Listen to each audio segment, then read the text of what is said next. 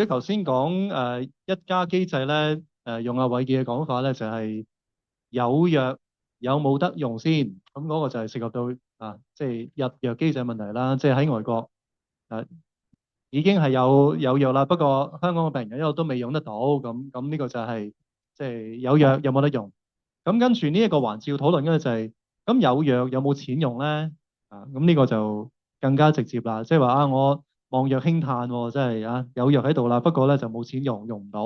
咁都係一個問題嚟嘅。咁我諗就算呢一個環節，即係話針對性嘅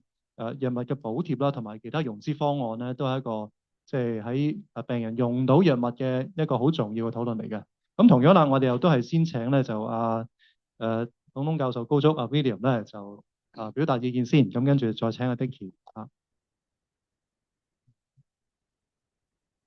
好好榮幸可以分享自己嘅意見。咁我最近都即係各位同仁都了解到最近嘅比較劇烈嘅政策嘅變化啦，就係包括縮短病人攞藥嘅時間同埋數量啊，同埋減少醫管局喺急症室同埋檢查方面嘅補助嘅。亦都了解到慳翻嚟嘅資金係好可能係通過擴大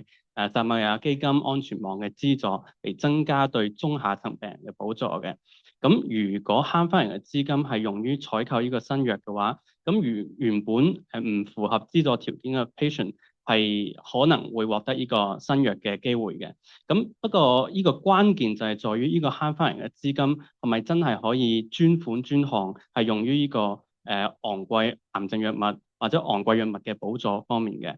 咁而且係需要注意係比較極端嘅例子咧，就係如果係一個 CAR-T 嘅療法係過百萬、幾百萬一年嘅，咁如果係慳翻嚟千萬嘅資金嘅話，咁可能都係覆蓋到幾廿或者係過百個 patient 咁樣。咁對於整體嘅可及性嚟講，都係有限嘅。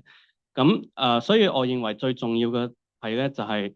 依個措施就係只係醫管局內部去重新去調配現有嘅資源，而且係最根本係未有解決藥廠嘅定價過高嘅問題啦，同埋呢個政府議價能力不足嘅一個結構性嘅問題嘅。咁如果係藥價持續上升，因為可能因為好多因素壟斷啊，或者係其他因素，咁如果呢個藥價持續上升或者企硬嘅話，咁慳翻嚟嘅資金嘅效益可能都係冇咩用嘅。咁所以咧就係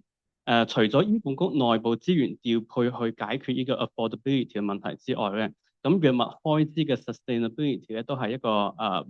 更加值得關注嘅問題。咁呢方面嘅話，我覺得係需要政府再進行一個更加深層次嘅一個配套嘅措施。咁例如就我哋可以增加藥物價錢嘅透明度啊，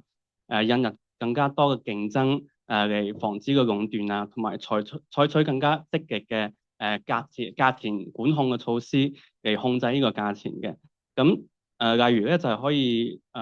可以實施一啲基於真實世界療效數據嘅定價嘅方式啊，value-based pricing。咁去爭取更加有競爭性嘅價錢嘅。咁我覺得咁樣先可以增加醫管局喺藥物支出方面嘅 sustainability 嚟應對越嚟越貴嘅新藥嘅。好，呢個就係我嘅觀點。好，下邊。